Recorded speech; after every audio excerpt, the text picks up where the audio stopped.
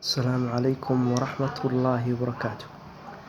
Aad iyo aad baan idin salaamay meel kasta aad joogtaan. Waxaan idin kusoo dhawaada barnaamijkeenii hoyga guusha iyo anigoo ah baa soo jeedin doona madar xiis.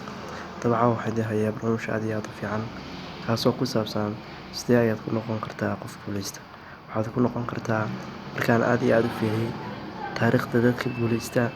Waxaan ka dareemay inay waxyaabo aad iyo aad oo u fiican caadooyin wanaagsan ay samayn jireen. Haddaba innaguna haddii aan doonayno inaan guuleysano inuu ka gaarno nolosha meel aad iyo aad u sarreysa, waxaa inoo baahan yahay inaynu akhrino taariikhdii dadkii guuleystay.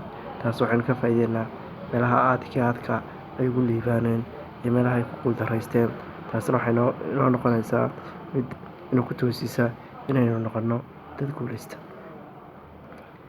kana leexiso khaladaadkii faraha badnaa aynu ku dhici lahayn inta aynu ku jirno hayaanka guusha. Dhammaanteen waxaan u helanahay inaynu gaarno guul.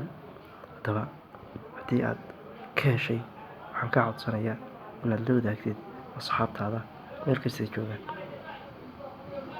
Hana ilaawin inaad ku samaysid subscribe iyo share. Aad iyo aad ayaad mahadsantahay.